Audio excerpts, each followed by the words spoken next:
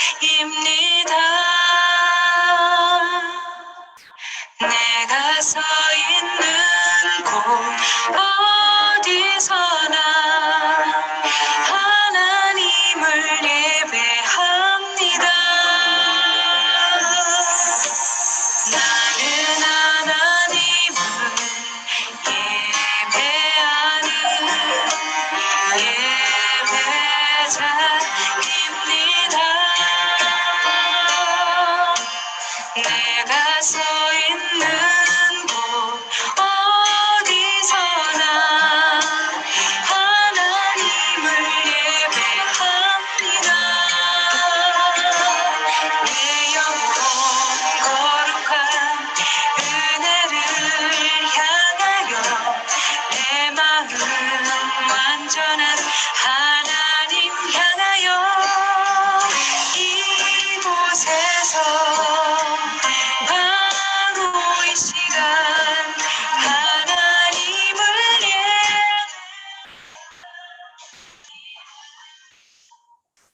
다 같이 목도하심으로 주일 예배를 시작하겠습니다. 찬양하라 하나님을 찬양하라. 찬양하라 우리 왕을 찬양하라. 하나님은 온 땅에 왕이시민이라. 지혜의 시로 찬양할지어다. 하나님은 영이시니 예배하는 자가 신령과 진정으로 예배할지니라. 아멘. 하나님 감사합니다. 살얼음판 같은 전쟁터에서 주께서 저희들의 방패가 되어주시고 요새가 되어주시고 바위가 되어주시고 낮에는 구름 기둥으로 밤에는 불 기둥으로 졸지도 아니하시고 주무시지도 아니하시고 저희들을 지켜주시어서 오늘 저희들이 이렇게 함께 모여 아버지께 예배를 드리게 되었습니다. 주의 은혜가 아니면 결코 이 자리에 설 수 없는 참으로 연약하고 부족한 존재들임을 저희들이 너무도 잘 알고 있습니다. 주여, 이 시간 저희들이 주님 앞에 나아가오니 저희들의 연약한 모습을 보시지 마시고 예수 그리스도의 공로에 보자기에 쌓여있는 저희들을 보시고 저희들의 예배를 받으시고 기뻐하여 주시옵소서. 성령으로 충만한 예배가 되게 하여 주시옵소서. 우리의 마음이 온전히 열려져서 어린아이와 같이 주의 말씀을 사모하고 그리고 갈급한 그러한 심정으로 말씀 앞에서 서게 하시고 찬양하게 하시고 기도하게 하시고 그래서 진정으로 성령의 감화와 감동 가운데에 드려지는 능력 있고 복된 예배가 되게 하여 주옵소서. 예수님의 이름으로 기도하옵나이다. 아멘.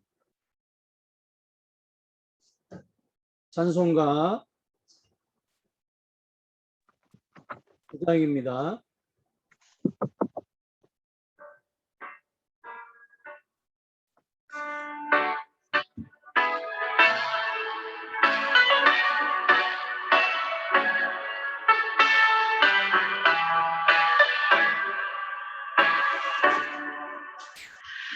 하늘에 가득 찬 영광의 하나님 온 땅에 충만한 존귀하신 하나님 생명과 빛으로 지혜와 본능으로 언제나 우리를 지키시는 하나님 성부와 성자와 성령 삼위의 하나님 우리 예배를 받아주시옵소서.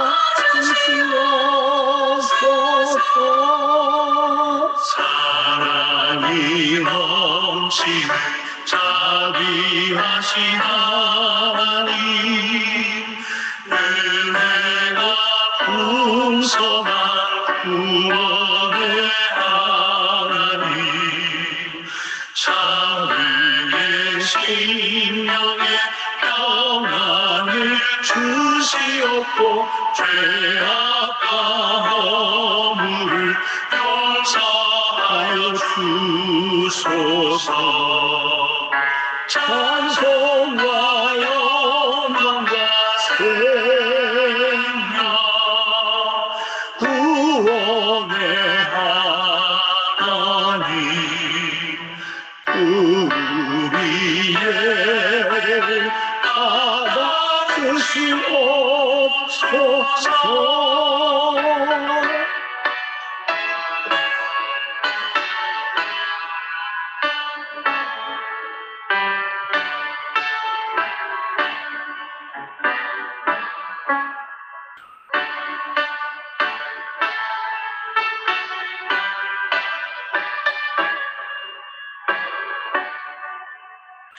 연약한 심령을 굳게 세워주시고 무근한 마음을 지혜롭게 하시고 주의 뜻 받들어 참되게 살아가며 주 말씀 따라서 용감하게 하소서.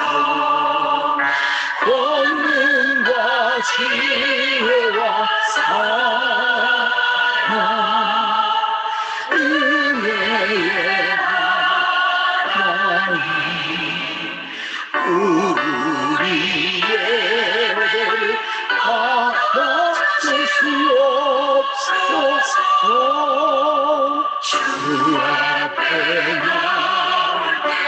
우리 마음 기쁘고 그 말씀이 되어 새 희망이 솟는다. 고난도 슬픔도 이기게 하시옵고 영원히 되어 살아가게 하소서. 우리의 사랑과 기쁨 생명의 하나님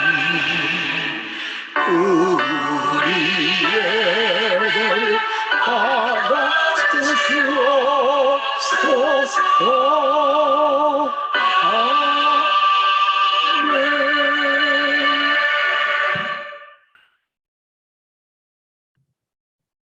사도신경으로 신앙을 고백하시겠습니다. 전능하사 천지를 만드신 하나님 아버지를 내가 믿사오며 그 외아들 우리 주 예수 그리스도를 믿사오니 이는 성령으로 잉태하사 영녀 마리아에게 나시고 고난을 받으사 십자가에 못 박혀 죽으시고 장사한 지 4일 만에 죽은 자 가운데서 다시 살아나시며 하늘에 오르사 전능하신 하나님 편에 앉아 계시다가 저리로서 산자와 죽은 자를 심판하러 오시느라 성령을 믿사오며 거룩한 공예와 성도가 서로 교통하는 것과 죄를 사하여 주시는 것과 몸이 다시 사는 것과 영원히 사는 것을 믿사옵나이다. 아멘. 교동문 28번입니다. 하나님이여 주는 나의 하나님이시라. 내가 간절히 주를 찾되 물이 없어 마르고 황폐한 땅에서 내 영혼이 주를 갈망하며 내 육체가 주를 악모하나이다. 내가 주의 권능과 영광을 보기 위하여 이와 같이 성소에서 주를 바라보았나이다.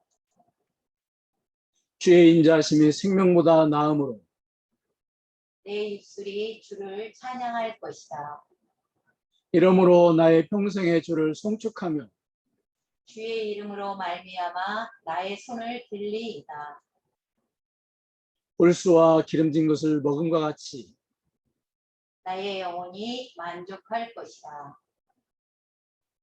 나의 입이 기쁜 입술로 주를 찬송하되 내가 나의 침상에서 주를 기억하며 새벽에 주의 말씀을 작은 소리로 읊조릴 때에 하오리니 주는 나의 도움이 되셨습니다. 내가 주의 날개 그늘에서 즐겁게 부르리이다. 아멘. 찬송가 374장입니다.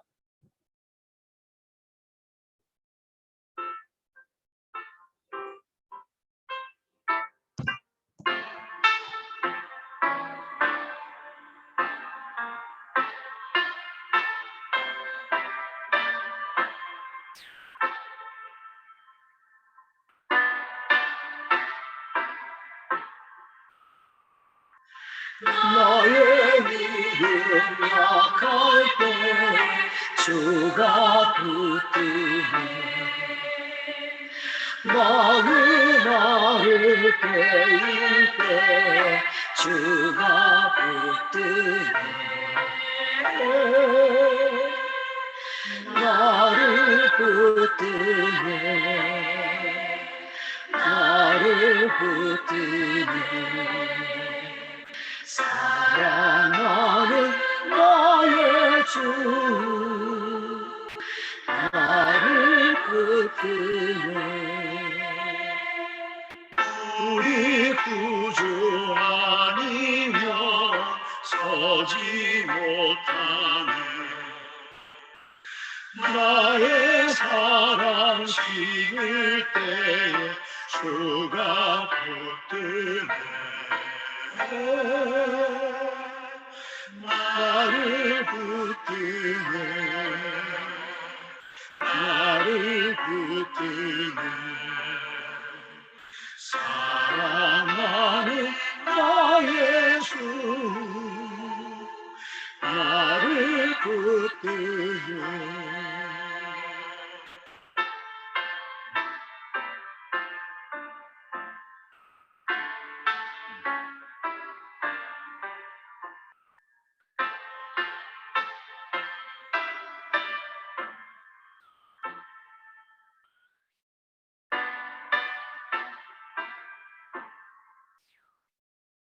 나를 뒤보시고 항상 붙드네 구원 얻은 사람을 항상 붙드네 나를 붙드네 나를 붙드네 사랑하는 나의 주 나를 붙드네 나의 영혼 약할 때 주가 붙드네 피를 흘려 샀으니 주가 붙드네 나를 붙드네 나를 붙드네 사랑하는 나의 주 나를 붙드네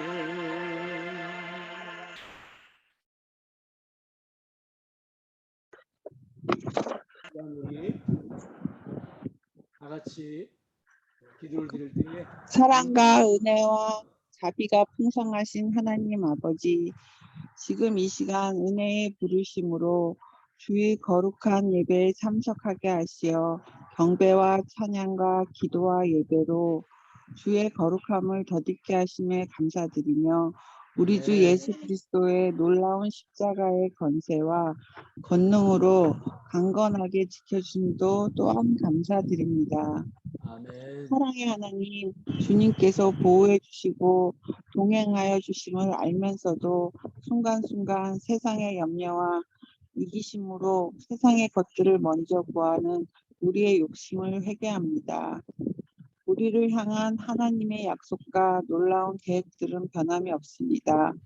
어떤 어려운 순간에서도 하나님의 사랑을 의심하지 않고 끝까지 하나님을 바라보는 굳건한 믿음을 허락하여 주시옵소서. 아멘. 코로나19 4차 유행으로 많은 사람들이 또 어려워합니다.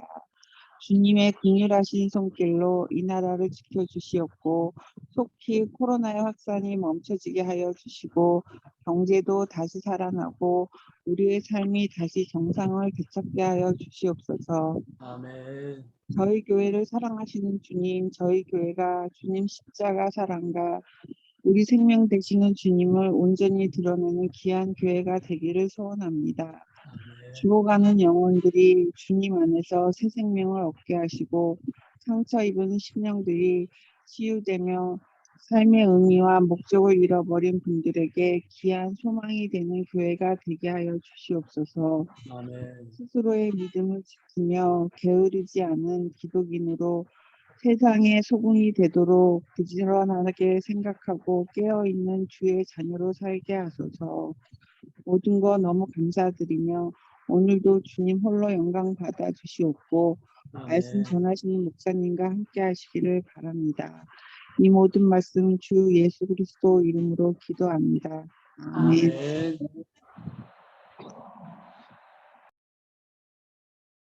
하나님의 말씀은 빌립보서 2장 17절에서부터 21절 말씀까지입니다. 우리 한 절씩 교독하시겠습니다. 만일 너희 믿음의 재물과 섬김 위에 내가 나를 존재로 드릴지라도 나는 기뻐하고 너희 무리와 함께 기뻐하리니 이와 같이 너희도 기뻐하고 나와 함께 기뻐하라. 내가 디모데를 속히 너희에게 보내기를 주 안에서 바람은 너희의 사정을 알므로 안위를 받으려 함이니 이는 뜻을 같이하여 너희 사정을 진실히 생각할 자가 이밖에 내게 없음이라. 그들이 다 자기 일을 구하고 그리스도 예수의 일을 구하지 아니하되. 아멘. 다른 서신서에 비해서 빌립보 교회에 보낸 편지에는 기뻐한다는 말이 자주 나옵니다. 특히 오늘 읽은 짧은 두 구절에서 기뻐한다, 기뻐한다, 기뻐한다. 이 기뻐한다는 말이 4번이나 반복해서 나옵니다. 그렇다면 바울은 무엇 때문에 그토록 기뻐했을까요? 예수를 안 믿는 분들은 할 수만 있으면 세상을 즐거움으로 살고 재미로 살려고 합니다. 그런데 우리 성도들은 즐거움이나 재미로 사는 존재들이 아닙니다.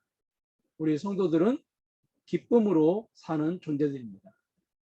즐거움과 재미와 기쁨은 얼핏 들으면 비슷한 말 같습니다. 그러나 차이가 분명합니다. 즐거움은 예를 들어서 영화라든지 음악이라든지 스포츠, 운동, 음식 등이 음식 같은 이런 것들이 즐거움을 주는 것들입니다. 그렇다면 재미는 무엇입니까? 즐거움을 주는 것들을 몸으로 경험하거나 체험했을 때, 그걸 느꼈을 때 재미라는 표현을 사용합니다. 이 즐거움과 재미의 공통점은 다 외부의 환경에서 주어지는 것들입니다. 그래서 이런 외부적인 조건을 충족시켜주는 물질이 없거나 건강이 없거나 시간이 없으면 인생이 죽었거나 재미가 없는 것입니다. 그렇다면 기쁨은 무엇입니까? 기쁨은 외부 환경에서 오는 것이 아닙니다. 외부 환경과 상관없이 그 사람의 마음과 생각에서 솟아나오는 감정을 기쁨이라고 합니다. 우리가 살다 보면은 질병에 걸리기도 하고 또 경제적인 어려움을 당하기도 하고 또 가족에 어떤 문제가 생기기도 합니다. 생각지도 못했던 그런 일들, 별의별 일들이 다 닥칠 수 있는 것이 우리의 인생입니다. 그렇게 되면 즐거움도 사라지고 재미도 사라지죠. 그럼에도 불구하고 그런 환경에서도 신기하게도 우리 마음속에 말로 표현할 수 없는 기쁨이 솟아날 때가 있습니다. 이처럼 기쁨은 환경의 영향을 받지 않고 마음속에서 솟아나오는 감정, 이걸 기쁨이라고 합니다.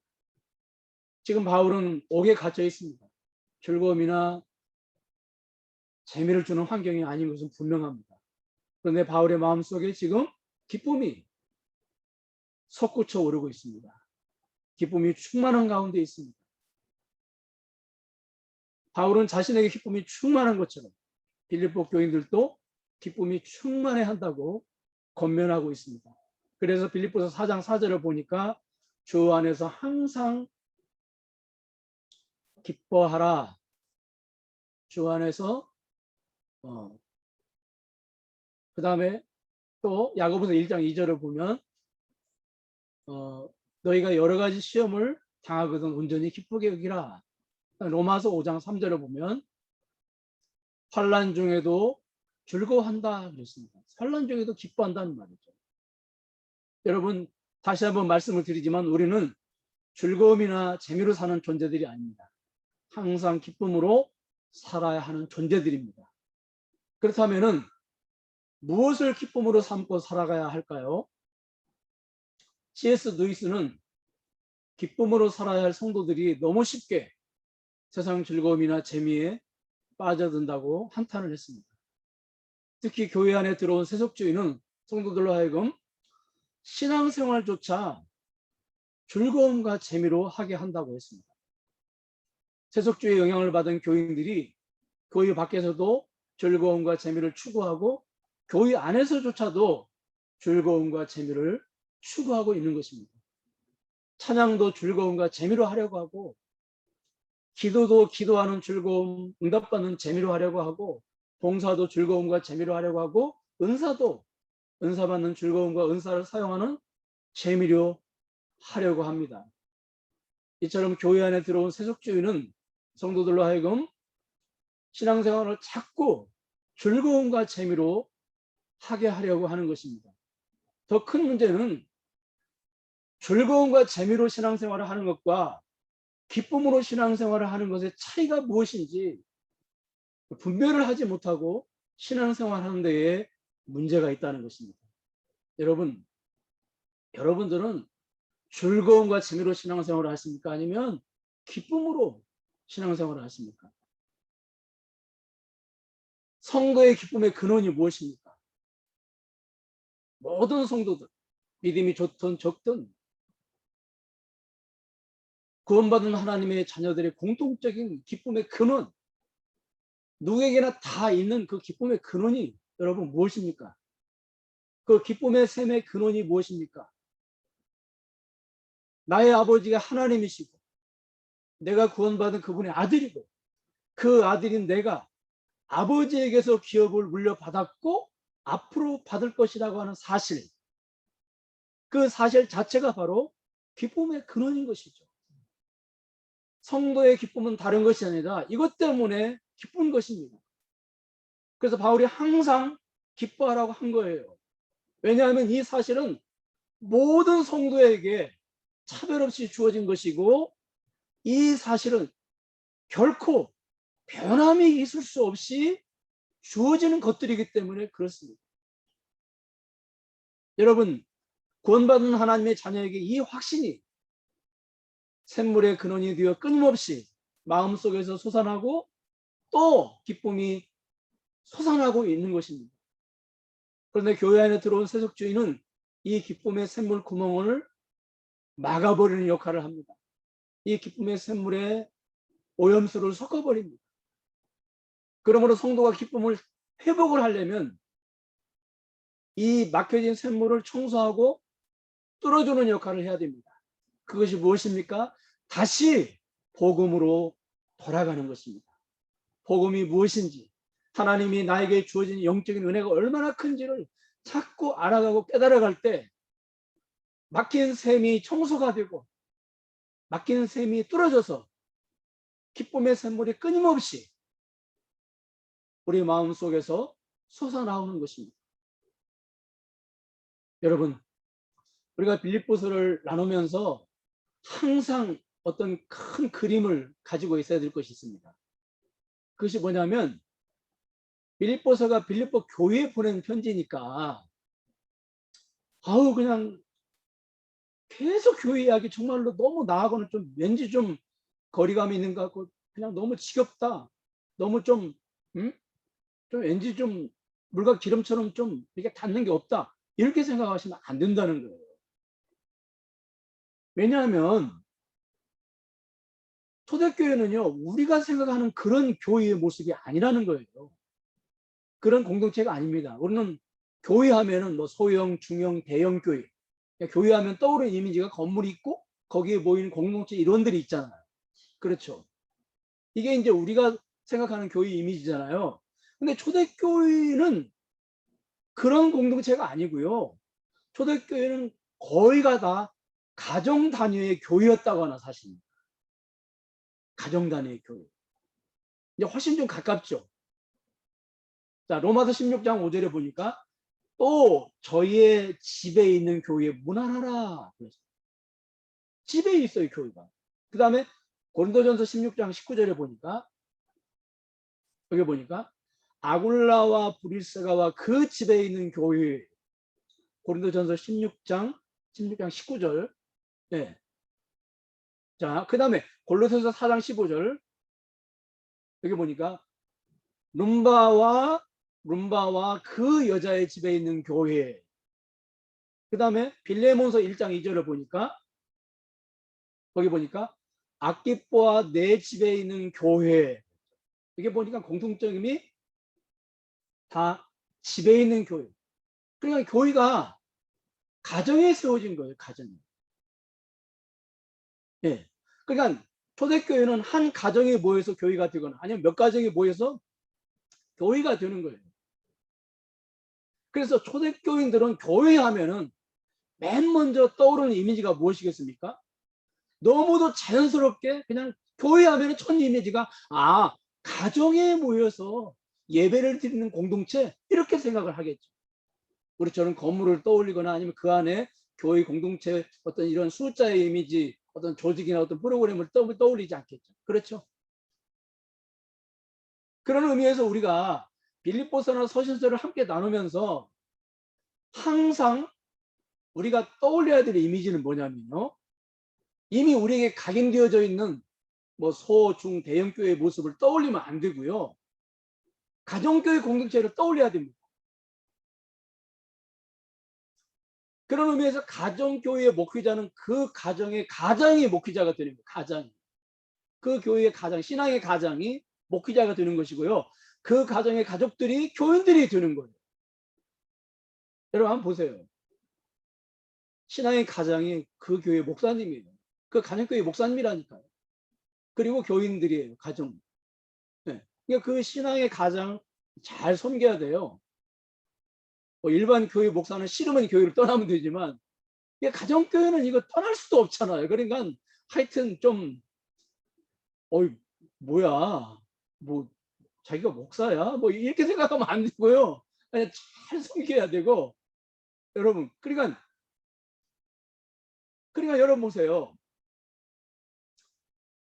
그렇기 때문에 바울의 기쁨의 원인이 그 가장의 기쁨의 원인이 돼야 돼요. 이해가세요? 바울의 기쁨의 원인이 이 기쁨의 원인은 우리 교회 목사님이다 이렇게 생각하시면 안 되고요. 그 가장의 가장 그 가정교회 가장이 그 가정교회 목회자인 가장이 바울의 기쁨의 원인이 돼야 돼요. 그 다음에 빌립보 교인들의 기쁨의 원인도 그 가족들의 기쁨의 원인이 돼야 되는 거예요. 우리는 이런 그림을 가지고 바울 서신이나 빌립보서를 우리가 이렇게 나눠야 되는 겁니다. 그냥 막 진짜 맨날 교회 얘기만 계속 하시니 빌립보서 지겹다. 그렇게 생각하시면 안 되고요. 우리 가정 얘기를 하시는구나. 우리 아이들 이야기를 하고 있구나. 우리 남편 이야기, 우리 아내 이야기를 하고 있구나. 이렇게 우리가 생각을 하셔야 됩니다. 바울은 오늘 17절에서 기뻐하고 기뻐한다고 했습니다. 기뻐한다는 말을 바울은 두 번 반복해서 빌립보서 2장 17절 기뻐하고 또한 너희 무리와 함께 기뻐한다 이렇게 두 번 반복해서 사용을 합니다. 우리는 여기서 바울의 기쁨이 얼마나 큰 것인지를 알 수가 있습니다. 그 다음 바울은 무엇을 기뻐한다는 말입니까? 여기 보니까 전제로 드릴지라도 기뻐한다. 전제로. 자신을 전제로 드릴지라도 기뻐한다는 말입니다. 바울이 구약에 사용한 전제라는 제사 용어를 사용을 했습니다. 전제. 그러니까 제물 위에다가 포도주를 부어 드리는 거예요. 그래야 완벽한 제사가 되는 거예요. 포도주가 들어가지 않으면 그건 완벽한 제사가 되지 않습니다. 그래서 포도주를 사용하는 그 제사를 전제라고 그러는데, 여러분, 바울이 이 구약의 제사 제도를, 제사 용어를 사용했다고 해서 우리가 오해를 하면 안 되는 것이 뭐냐면, 어떤 분들은 바울이 회당, 그 안식일 날 회당에 들어가서 복음을 전했다고 바울이 안식일을 지켰다고 주장을 하면서 우리도 안식일을 지켜야 한다고 고집을 부르는 분들도 있어요. 참 답답할 노릇이죠. 여러분, 이 바울이 전제물이라고 하는 제사 용어를 사용한 것은 일종의 비유법입니다. 이 비유법을 통해서 빌립보 교인들을 향한 자신의 마음을 표현한 거예요. 그러니까 자신을 전제로 드린다는 말은 빌립보 교인들을 위해서 목숨까지도 아낌없이 바치는, 다시 말해서 순교의 제물이 되는 것을 아까워하지 않겠다는 그런 의미입니다. 따라하겠습니다. 나는 너희들을 위해서 순교의 제물이 되는 것도 아까워하지 않겠다. 네.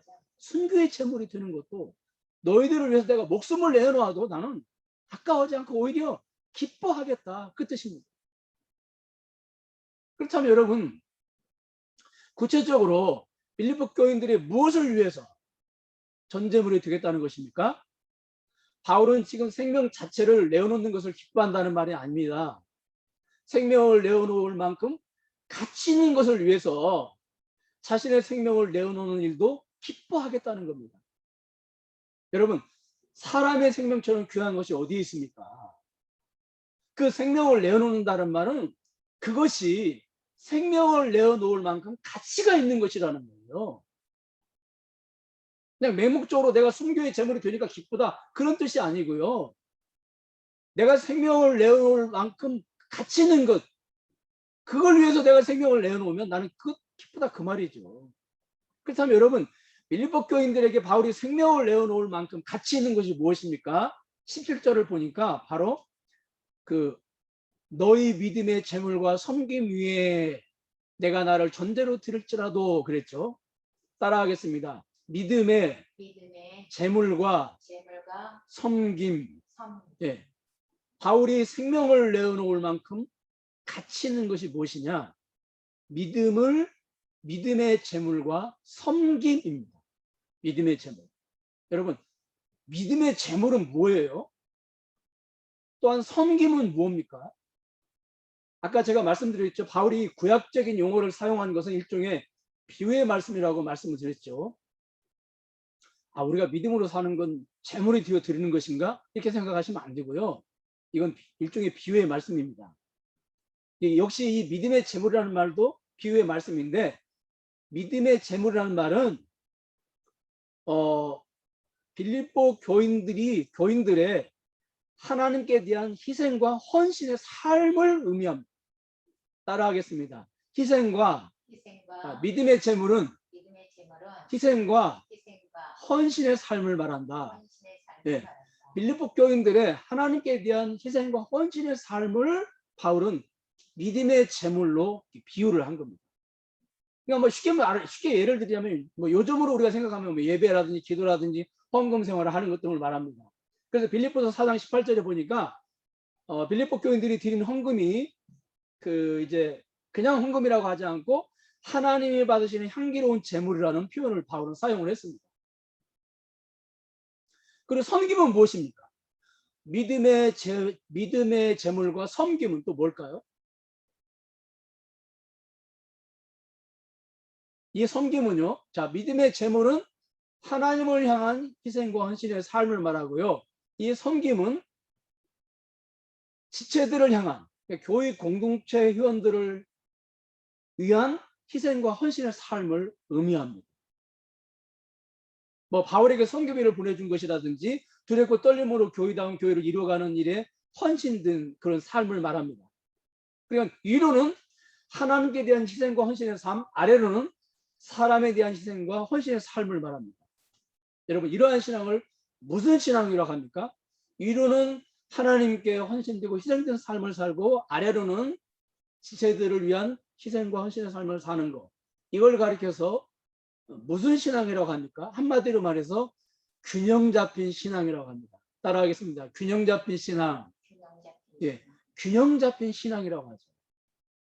그러니까 하나님께 대한 헌신의 삶은 있는데 형제들에 대한 헌신의 삶은 없는 경우가 있고요. 그렇죠? 형제들에 대한 삶의 헌신은 있는데 하나님께 대한 헌신의 삶은 또 없는 경우가 있죠. 자, 그것은 왜 그래요? 신앙이 균형 잡히지 않았기 때문에 그렇습니다. 그러니까 여러분 보세요. 빌립보 교인들은 우리가 빌립보서를 쭉 보면 하나님께 대한 헌신의 삶은 있어 보이죠. 그렇죠? 이들이 뭐 하나님께 어떤 뭐 그 잘못한 거 연약한 부분에 대해서는 바울이 거의 그 서신서에서 언급을 안 하거든요. 그런데 주로 그 형제에 대한 헌신적 삶이 부족한 것처럼 부족한 것은 분명해 보입니다. 그렇죠? 그래서 원망과 시기와 다툼, 뭐 교만한 것들, 그러니까 한마디로 빌립보 교회 신앙, 빌립보 교인들의 신앙은 균형이 잡히지 않은 신앙인 것을 우리가 볼 수가 있죠. 여기서. 그래서 바울은요, 빌립보 교회 성도들을, 그러니까 빌립보 교회 성도들의 신앙을 균형 잡힌 신앙, 성숙한 신앙으로 성장시키는 일에 자신의 생명을 아끼지 않겠다는 겁니다. 다 전제로 부어드리겠다는 겁니다. 그러니까 여러분 보세요. 바울은 빌립보 교인들의 인생에 있어서 최고로 가치 있는 것이 무엇인지를 알았어요. 바울은 빌립보 교인들을 너무도 사랑하고 사모했기 때문에 빌립보 교인들에게 최고로 가치 있는 것이 무엇인지를 알았고 그 최고로 가치 있는 것을 빌립보 교인들에게 선물로 주고 싶어 했다는 겁니다. 여러분들이 그 가정의 가장교회 목회자이신 여러분들 가정의 가족들에게 최고의 가치 있는 것이 무엇입니까? 그리고 그 최고로 가치 있는 것을 여러분들은 주고 싶어 하십니까? 지금 바울은 그 이야기를 하고 있는 거예요. 그래서 데살로니가전서 2장 8절과 9절을 보니까 여기 보니까 같이 한번 읽겠습니다. 여기는 시작. 우리가 이같이 너희를 사모하여 하나님의 복음뿐 아니라 우리의 목숨까지도 너희에게 주기를 기뻐함은 너희가 우리의 사랑하는 자 됨이라. 형제들아, 우리의 수고와 애쓴 것을 너희가 기억하라. 너희 아무에게도 폐를 끼치지 아니하려고 밤낮으로 일하면서 너희에게 하나님의 복음을 전하리라. 자, 여기 보세요, 여러분. 데살로니가 교인들을 바울이 사랑하기 때문에 그들에게 뭘 준다고요? 복음을 주고요. 그 다음에 목숨까지도 준다. 가장 가치 있는 것이 무엇인지를 알았다는 거죠. 그래서 바울은 그들을 사랑해서 주고 싶은 최고의 가치를. 여러분 보세요. 오늘 여기서 바울의 기쁨의 원인이 다른 것이 아니라 한마디로 빌립보 교인들의 신앙 성장인 것을 알 수가 있습니다. 여러분, 가정교회 가장이시며 목회자이신 여러분들의 자녀에게 있어서 최고의 가치는 무엇이라고 여러분들이 생각하십니까? 여러분들은 자녀에게 있어서 최고의 가치가 신앙 성장이며 자녀의 신앙 성장을 최고의 기쁨으로 여기고 살았습니까? 자녀가 성장해 가는 모습을 보면서 기뻐하지 않을 부모는 없습니다. 신체가 성장하고 지능이 성장하고 언어가 성장해서 뭐 어디서 배웠는지 정말로 모를 그런 막 그 단어들을 이렇게 그 언어를 구사할 때 깜짝깜짝 놀래죠. 아니 얘가 어디서 이런 말을 배웠어? 그러면서 막 그런 걸 보면서 기쁘잖아요. 뿐만 아니라 이게 아이가 이제 뭐 늘 받기만 하던 아이가 좀 성장해가지고 부모를 생각하고 부모를 챙기고 이런 섬기는 모습을 보면서 또 마음의 기쁨이 있죠. 왜 그렇습니까? 그것은 자녀에게도 기쁨이지만 부모에게는 더할 나위 없는 기쁨이기 때문에 그렇습니다. 그런데 만약에 자녀가 위에서 언급한 것 중에 한 가지라도 성장을 못한다면, 성장을 같이 해 나가야 되는데 성장을 하지 못한다면 부모는 어떻게 할까요? 자녀의 정상적인 성장을 위해서 망설이지 않겠죠. 그렇죠. 뭐 두 번 생각하지 않겠죠. 자신의 모든 것을 다 내어놓을 겁니다. 자신의 모든 걸 다 희생하고 헌신하는 전제물이 될 거예요. 그렇잖아요, 여러분. 그런데 우리가 자녀가 성장할 때의 기쁨만큼 자녀의 신앙 성장에 대한 기쁨이 우리에게 큽니까? 자녀의 신앙 성장을 위해서 부모의 모든 것을 내어놓고 자신의 모든 것을 희생하고 헌신하는 존재물이 되어주고 있느냐 그 말이에요. 아니면 자녀들의 다른 것을 위해서 존재물이 되어주고 있지는 않은지. 우리가 자녀들을 물질적으로 여유롭게 뒷바라지 못해주는 것에 대한 미안함이 늘 우리에게 있죠. 이웃집 아이보다 맛있는 것을 더 먹이지 못하고 예쁜 옷 더 하나 사서 입히지 못하고 학원 하나 더 보내지 못하는 것에 대한 미안함이 우리에게 늘 있습니다. 그런데 자녀들의 신앙 성장을 위해서 존재물이 되어주지 못하는 것에 대한 미안함, 부끄러움은 과연 우리에게 있는지. 여러분, 그런 의미에서 빌립보서는 우리를 너무너무 부끄럽게 합니다. 빌립보서는 우리가 지금 무엇을 힘있게 움켜쥐고 살고 있는지 정확한 진단을 내려줘요. 그리고 정확한 처방전까지 우리에게 안겨줍니다.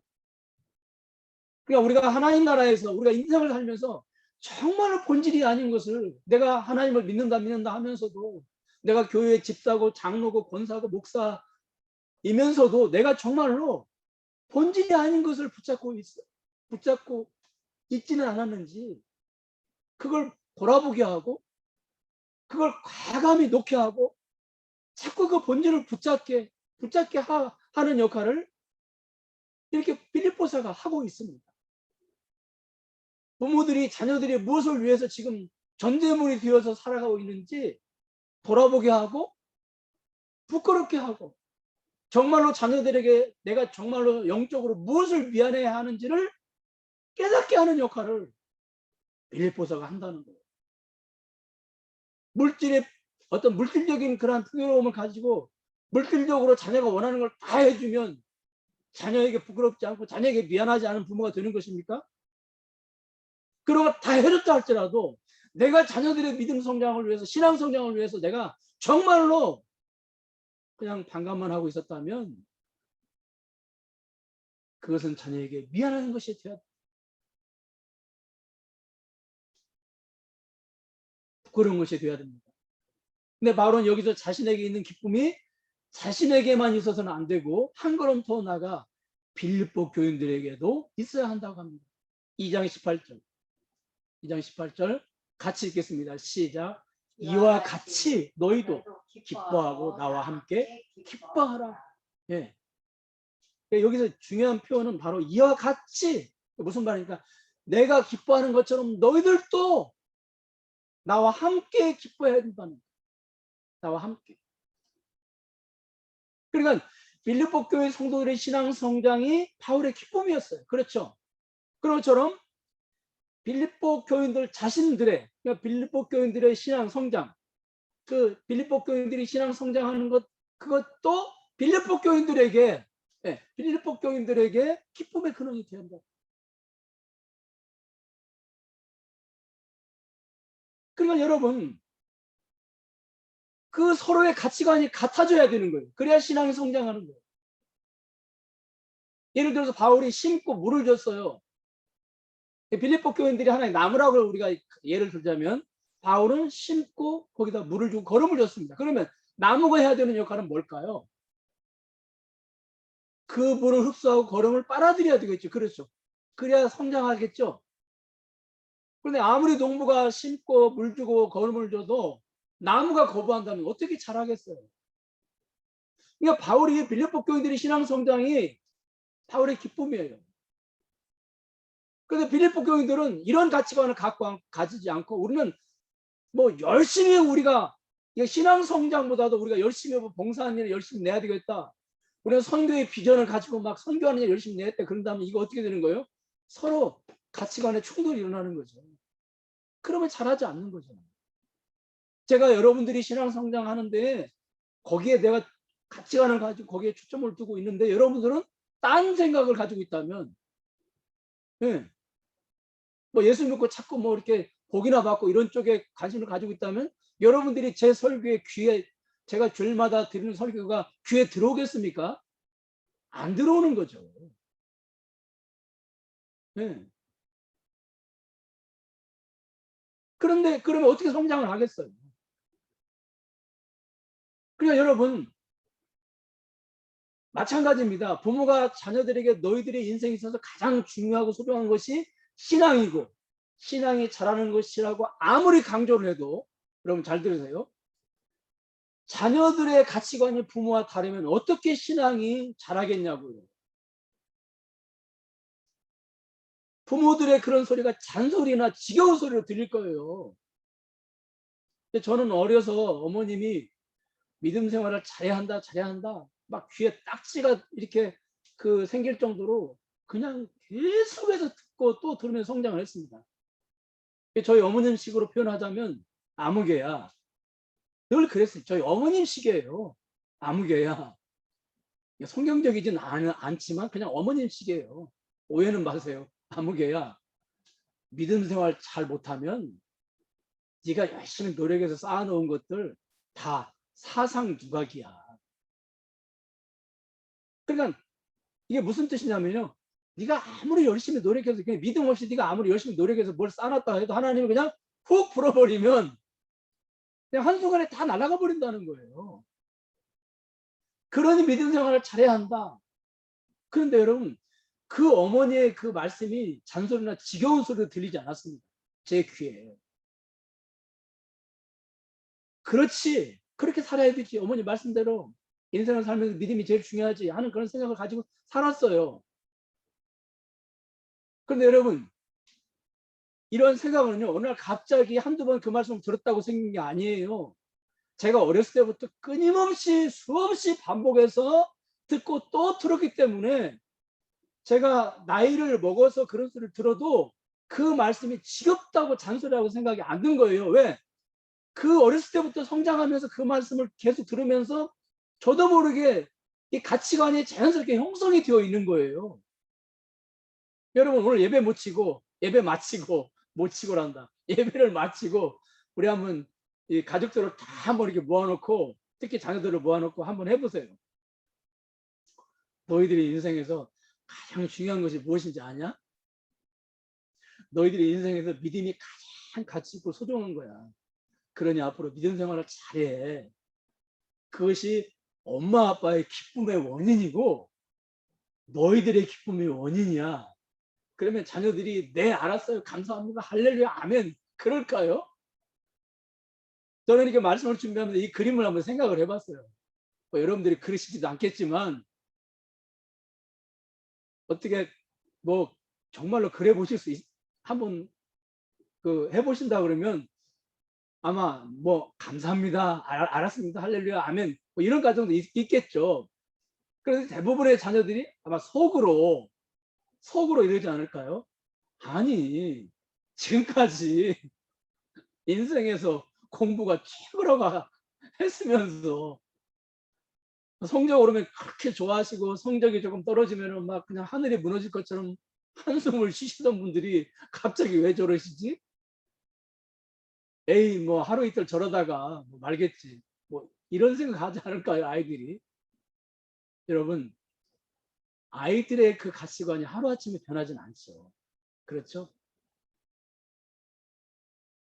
그렇기 때문에 들수만 있으면 어렸을 때 세상에 때가 많이 묻기 전에 정말로 인생에서 무엇이 소중하고 정말로 그것이 왜 소중한지를 자꾸 가르쳐주고 깨닫게 하고 알게 해서 자연스럽게 성장하면서 가치관도 같이 성장할 수 있도록 해준다면 뭐 너무도 좋겠죠. 그러면 다 성장한 자녀들은 이게 힘드냐? 그건 아니죠. 하나님이 계시고 성령님이 계시는데 성장했다고 왜 그 가치관이 변하지 않겠습니까? 문제는 부모의 이제 가치관이 문제입니다. 네, 부모의 가치관. 정말로 여러분들이 아이들의 인생에서 신앙이 제일 중요하다고 하는 그런 가치관을 여러분들이 가지고 있습니까? 공부는 다 때가 있으니까 그냥 공부 열심히 해가지고 좀 이렇게 좋은 대학도 들어가고 좋은 직장도 들어간 다음에 그때 신앙생활을 잘하면 되잖아. 혹시 그런 생각 가지고 있지는 않나요? 여러분, 문제는 가정, 교회의 가장인 내가, 나의 가치관이 변해야 돼요. 그래야 아이들의 가치관도 변해요. 18절을 보면요, 바울이 자신의 생명을 바칠 만큼 신앙 성장이 얼마나 중요한지를 설명하다가요, 19절에서 갑자기 그냥 일상의 평범한 이야기를 꺼냅니다. 디모데를, 그리고 에바브로디도를 빌립보 교회에 보내는 이야기를 꺼내요. 참 이런 이야기는 얼핏 보면 그냥 개인적인 사적인 이야기 같잖아요. 왜 이걸 굳이 성경에다가 기록했을까? 그런 생각을 우리가 가질 수 있어요. 이걸 보면. 그리고 18절과 아무 상관이 없는 이건 구절이 아닌가라고도 우리가 생각할 수 있어요. 그러나 절대 그렇지 않습니다. 그러면 성경은요, 개인의 개인사를 기록하는 말씀이 아닙니다. 그것이 개인사가 기록되어 있다 할지라도 하나님 말씀인 것은 분명합니다. 그건 부인할 수가 없는 거죠. 여러분, 여기 19절을 보면 일상의 평범한 이야기를 꺼내는 것 같이 보여요. 왜냐하면 디모데와 에바브로디도를 빌립보 교회에 보내는 이야기가 나오거든요. 그러나 결코 이건 평범한 개인사가 아닙니다. 빌립보 교인들의 신앙 성장과 아무 상관이 없는 이야기가 아니라는 거예요. 여러분, 바울이 빌립보 교인들의 신앙 성장을 위해서 전제물이 되는 것도 기쁘게 여긴다고 했는데, 그렇다면 빌립보 교인들을 구체적으로 어떤 신앙인으로 성장시키고 싶었을까요? 어떤 그림이 있을 거 아니에요. 그냥 무조건 맹목적으로 뭐 그냥 막연히 신앙을 성장시켜가지고 그냥 사람들에게 인정받고 존경받고 어떤 그냥 성인의 반열에 올려놓고 싶어서 바울이 빌립보 교인들의 신앙을 성장시키려고 한 것일까요? 그건 아니란 말이에요. 어떤 그림이 있을 거 아니에요, 여러분. 어떤 그림.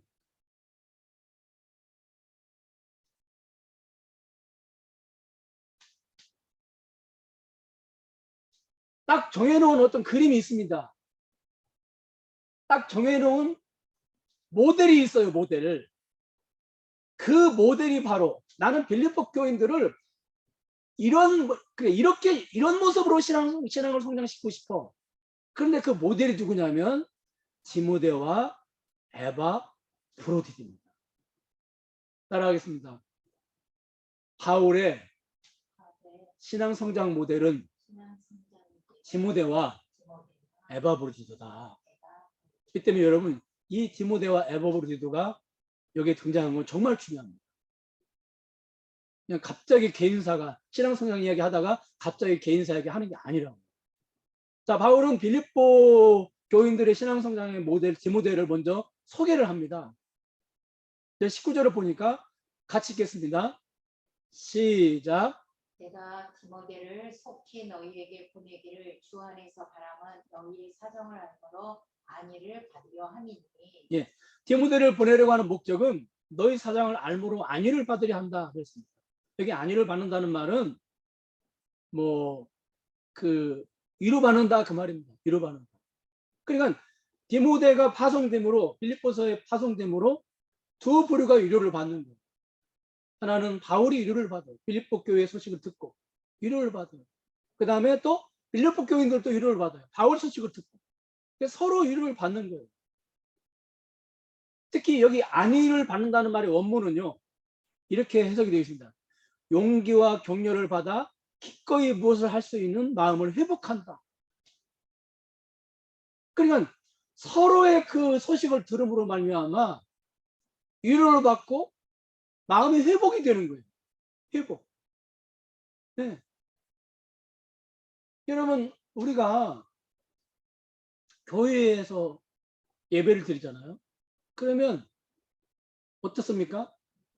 위로를 받고 그다음에 마음이 회복이 되잖아요.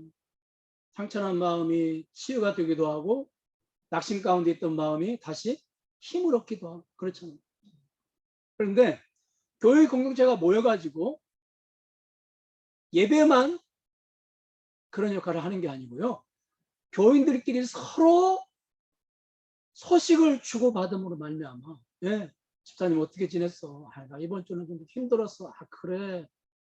그러니까 우리가 이렇게 줌으로 이렇게 예배를 드리지만 여러분, 우리가 이제 뭐 그렇게 줌으로 예배를 드리면 대화를 나누지 못하지만 얼굴과 얼굴을 마주 보잖아요. 그런데 이 얼굴이라고 하는 것도 서로 대화의 창이거든요.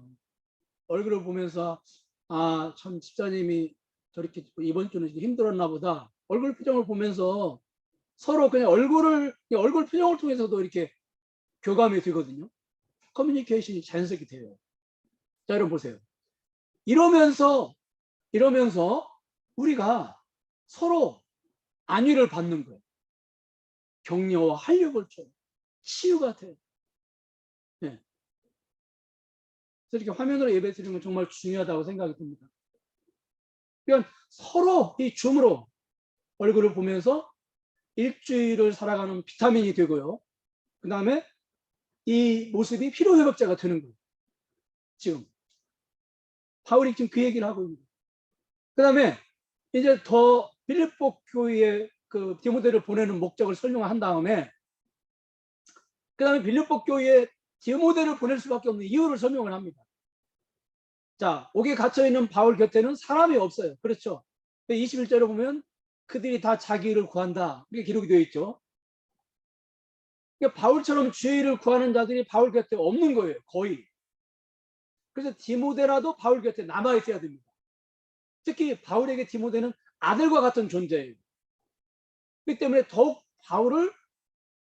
더욱 디모데를 바울 곁에 두고 싶어 했을 것입니다. 그럼에도 불구하고 바울은 디모데를 보낼 수밖에 없어요. 빌립보 교회에. 그 이유가 어디 있습니까? 2장 20절. 같이 읽겠습니다. 시작. 이는 뜻을 같이 하여 너의 사정을 진실히 생각할 자가 이밖에 내게 없습니다. 네. 여러분 아무런 느낌이 없습니까? 다시 한번 같이 읽겠습니다. 시작. 이는 뜻을 같이 하여 너희 사정을 진실히 생각할 자가 이밖에 내게 없습니다. 디모데를 곁에 두고 싶지만 둘 수가 없어요. 왜? 빌립보 교회를 바울과 같은 마음으로 생각할 줄 아는 사람이 디모데밖에 없기 때문에 참 안타깝고 슬픈 얘기죠. 그래서 아들과 같은 디모데를 어쩔 수 없이 보내야 되는. 여러분, 바울과 같은 마인드를 가진 자가 디모데밖에 없다. 바울과 같은 마인드를 가진 자는 곧 하나님과 같은 마인드를 가진 자죠. 그래서 성경은 이런 것을 마음에 합한 자라고 하지. 여러분, 바울이 키우고 싶은 사람은 바울과 같은 선교 마인드를 가지고 있는 사람. 당시 하나님 나라에 사람은 많은데 바울과 같은 선교 마인드를 가진 사람이 거의 없었다고 하는 사실. 만약 사람이 없어가지고 바울과 같은 선교 마인드를 가지지 못한 자가 빌립보 교회에 간다면 어떻게 되겠습니까? 서로 안위를 받기는커녕 오히려 심각한 문제가 발생할 수도 있어요. 그렇잖아요, 여러분.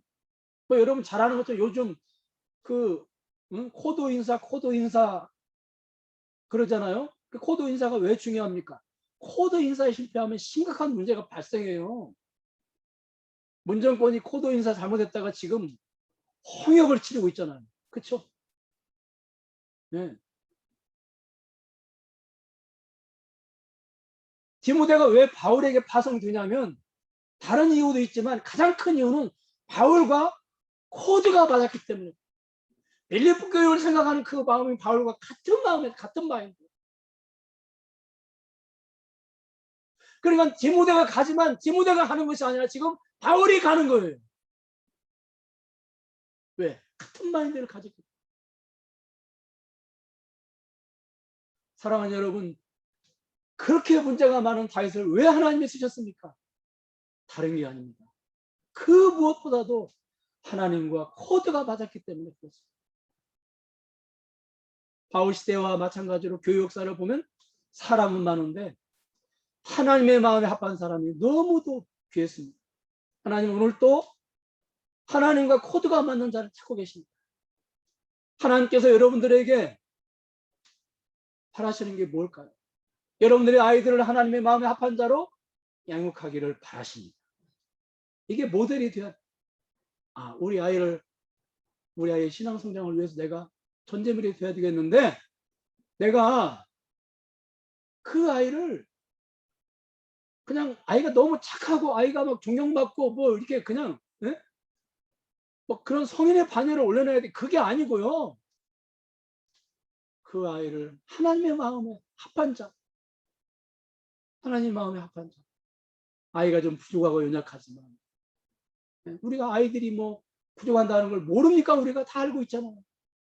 그러지만은 하나님 마음에 합한 자, 하나님과 코드가 맞는 자로 내가 우리 아이들을 키워야 되겠다. 그런 여러 모델을 딱 정해놓고 뒷바라지를 하셔야지. 그렇잖아요, 여러분. 그 다음에 아들과 같은 디모데를 보낸 이유는 따라하겠습니다. 보낼 만한 사람이 없었기 때문이다. 뭐 같은 비슷한 내용이지만은 여러분 2장 21절을 보겠습니다. 2장 21절 2장 21절 같이 읽겠습니다. 시작. 저희가 시작. 그들이 다 자기를 구하고 그리스도 예수 일을 구하지 아니하니. 아멘. 네. 참 이 말씀도 너무너무 우리의 마음을 정말 성경에서 가장 슬프고 그냥 안타깝게 하는 구절이 이 구절이 아닌가 생각이. 저희가 다 자기를 구하고 그리스도 예수 일을 구하지 않기 때문에 빌립보 교회에 보낼 만한 사람이 없어서 디모데를 보낸다는, 보내면 안 되는데 디모데를 보낼 수밖에 없다는, 사람이 없기 때문에. 여러분, 저희가 다 자기 일을 구한다고 했는데 다 자기 일을 구한다는 의미가 무엇일까요? 뭐 주일에는 상관없, 그냥 관심이 없고 그냥 세상 일만 그 관심이 있는 그런 경우도 자기 일을 구하는 것이겠죠. 또 주일을 한다고 하면서도 자기 유익을 위해서, 자기 행복을 위해서 주일을 한다면 그것도 자기 일을 구하는 것이겠죠. 그런데 오늘 여기 지금 본문에서 그 자기의 일을 구한다. 그냥 다 자기의 일을 구하고 그리스도 예수의 일을 구하지 아니하는 사람들, 그 대상자들이 어떤 사람들이냐 그 말이에요. 우리가 생각하는 것처럼 그냥 세상 교일은 그냥 아예 그냥 관심 없고 세상 일만 관심 있는 사람들, 교일을 한다고 하면서 자기 유익을 위해서, 자기 행복을 위해서 교일을 하는 사람들, 그런 사람들이냐? 아니라는 거예요. 그러면 이 말은 무슨 말일까요? 자, 따라하겠습니다. 주의 일은 하지만 더 큰 희생과 헌신의 자리까지는 나아가지 못하는 것을 말한다. 네. 주의 일을 하긴 해요. 지금 여러분 여기 21절을 보면 여기 그들이 누굽니까? 그들은 로마에 있는 그리스도인들을 말해요. 우리가 로마서 16장 같은 데 보면 그들이 얼마나 열심히 주의 일을 했습니까? 안 한 게 아니에요. 근데 그들이 주의 일을 한 그 범위는 어디냐면 로마 교회 아니에요. 요즘으로 말하면 내 교인, 내 교인, 내 목사님, 이거 이해가세요? 자, 빌립보에 그 빌립보 지역으로 사람이 가려면요, 적어도 4달 동안 배를 타야 돼. 4달 동안. 그러면 배를 타고 가면서 풍랑 위험이라든지 아니면 여러 가지 그 해적들의 위험이라든지 아니면 또 빌립보 그 지역에 가면은 또 핍박이나 환란도 거기 기다리고 있거든요. 그러니까 정말로 빌립보 지역에 가려면 자기의 생명을 내놓지 않으면, 자기의 생명을 내놓을 각오가 아니면, 그러니까 모든 것을 바울처럼 희생하고 헌신할 각오가 아니면 빌립보 지역에 갈 수가 없는 거예요. 그러니까 그런 사람이 없다는 거예요. 이해 갑니까? 자기가 속해 있는 그 교회 안에서는 그 로마서 16장에 보면 그들이 막 열심으로 이게 섬기고 한 그런 내용들이 나오잖아요. 그렇잖아요.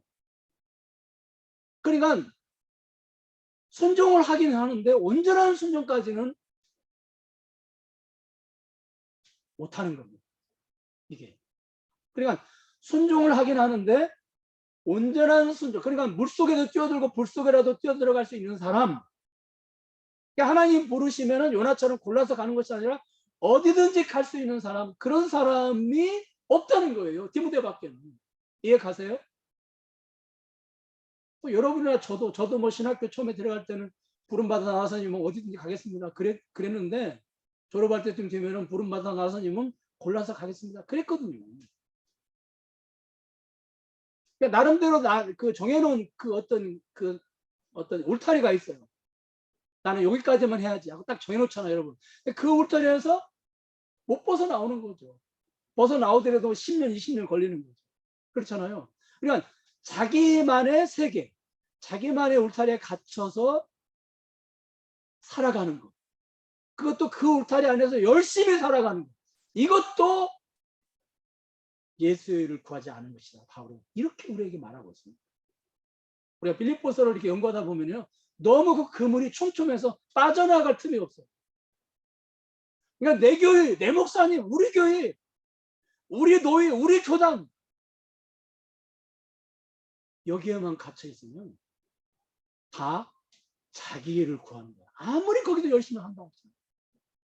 여러분, 하나님의 비전은 그게 아니에요. 온 세상이 다 하나님에 바치고 하나님께서 구원해야 될 백성들. 우리가 이런 마인드가, 선교 마인드가 있어야 됩니다. 하나님, 우리 아이들 하나님이 가라고 하시면 어디든지 갈 수 있는 그런 아이들, 자기 일을 구하지 않고 어떤 희생이나 어떤 헌신의 각오가 되어서 어디든지 갈 수 있는 그런 아이들로 하나님 제가 키우겠습니다. 이런 모델을 여러분들이 정해놓고, 자, 정리합니다. 하나는 뭐라고요? 주님의 마음에 합한, 주님과 같은 코드를 가지고 있는 아이로 키우겠습니다. 또 하나는 자기 일을 구하지 않고 예수의 일을 구하는 아이로 키우겠습니다. 이런 두 가지 모델을 지금 바울은 디모데를 통해서 우리에게 제시해주고 있습니다. 막연한 신앙 성장이 아니에요. 너무 도덕적으로 윤리적으로 훌륭해가지고 신문에 나오고 방송에 나오고 그런 아이로 키운다는 게 아니에요. 여러분 보세요. 바울은요, 절대 무슨 뭐 여기 인간의 훌륭함이나 어떤 뭐 인간의 이름을 내거나 그게 아니라니까요. 신앙 성장조차도 전부 그 마인드가 초점이 어디에 맞춰져 있냐면 전부 다 선교에 맞춰져 있다니까요. 복음에 맞춰져 있어요. 그냥 두리뭉실하게 이렇게 넘어가는 게 아니에요. 가다가 옆으로 이렇게 옆길로 빠져나가거나 그런 게 없다니까요. 그냥 정확하게 초점이 그냥 일목요연하게 계속해서 바울은 말씀을 통해서 그 한 가지를 공략을 해요. 그 한 가지의 목적을 놓고 가고 있어요. 그게 바로 뭐냐면 복음이에요. 선교적인 마인드라고요. 그걸 위해서 바울이 전제물이 되겠다는 겁니다. 우리도 여러분 그런 마인드를 가진다면 자녀들이 공부 좀 못한다고 왜 실망하고 낙심합니까? 자녀들이 의무가 좀 부족하다고 왜 낙심을 해요? 그럴 필요가 없잖아요. 이것은 내가 가지고 있는 에너지 갖고 하는 게 아니잖아. 하나님이 우리에게 성령의 능력으로 얼마든지 우리에게 감당할 수 있도록 해주시잖아요. 또 우리에게 말씀을 주셨잖아요. 내가 무엇을 가지고 있든지 우리는 이것을 할 수가 있는 거죠. 여러분, 저는 말씀을 맺겠습니다. 우리의 기쁨의 원인이 어디에 있어야 되겠습니까? 가정교회 가장인 목회자인 여러분들의 기쁨의 원인이 어디에 있어야 됩니까? 다른 게 아닙니다. 자녀들의 신앙 성장이 있어야 되겠습니다. 왜냐하면 믿음이 없이 많은 거 다 가진다 할지라도 그것은 사상유각입니다. 그것이 오히려 자녀를 불행하게 할 수도 있습니다. 여러분, 우리 아이들의 그 기쁨도 어디에 있어야 되겠습니까? 내가 공부 열심히 하는 것보다, 내가 훌륭한 사람이 되는 것보다, 내가 무엇 대단한 능력을 가지고 세상에 영향을 끼치는 것보다 내 믿음이 성장하는 것이 나의 기쁨이 되겠구나 하는 그런 가치관을 가질 수 있도록 만들어줘야 됩니다. 그리고 그 모델은 두리뭉실한 게 아니에요. 하나님의 마음에 합한 자. 다 보낼 사람이 없어요. 얼마나 안타까워요, 여러분. 바울 시대에도 사람이 없었는데 오늘 우리 시대에는 얼마나 사람이 없을까요? 이것이 어떤 면에서는 위기임에서 기회가 되지 않을까요? 그렇잖아요, 여러분. 너무너무 보낼 만한 사람이 많으면 나에게 기회가 안 올 수도 있는데 너무너무 사람이 없어요. 그렇기 때문에 나에게 기회가 올 수 있고 내 자녀에게 기회가 올 수 있잖아요. 그 시대에도 사람이 없어서 한탄하려면 오늘 우리 시대에는 얼마나 더 사람이 없겠습니까? 그러나 여러분, 실망하고 낙심할 필요가 없습니다. 왜? 우리가 그 일을 하면 됩니다. 기도하겠습니다. 하나님, 바울의 기쁨은 빌립보 교인들의 신앙 성장이었고, 빌립보 교인들의 기쁨의 원인도 자신들의 신앙 성장이기를 바울은 간절히 바랬습니다. 그리고 그냥 막연하게 훌륭한 사람, 능력 있는 사람으로 키우기를 원하는 것이 아니라 바울과 같은 선교적인 마인드를 가진 사람, 그리고 그 선교적인 마인드를 가지되 어디든지 불 속에라든지 물 속에라든지 뛰어들어갈 수 있는 사람, 그런 사람으로 바울은 키우기를 원했습니다. 하나님, 우리 가정교회에서 그런 제2의 디모데, 제3의 디모데가 배출되어질 수 있도록 하나님 도와주시옵소서. 바울 시대에도 사람이 없었는데 오늘 우리 시대에는 얼마나 사람이 없습니까? 하나님이 이렇게 영적으로 지극까지 어두운 시대에 촛불 하나를 켜고 이 어두운 시대를 밝힐 수 있는 그러한 디모데 같은 인물들이 우리 세종사랑교회 교인들 가정에서, 그리고 가정교회에서 배출되어질 수 있도록 하나님 은혜를 내려 주시옵소서. 지금은 우리 주 예수 그리스도의 은혜와 하나님의 극진하신 사랑과 성령님의 감화가 통하신 역사가 오늘 이렇게 함께해서 하나님께 예배드릴 사랑하는 우리 세종사랑의 교회 교우들 머리 위에, 가정 위에, 직장 위에, 사업 위에, 그리고 사랑하는 우리 아이들 앞으로 제2, 제3의 디모데로 성장될 아이들 머리 위에 지금으로부터 영원 봉토록 함께 계실지어다. 성령의 인도하심 주의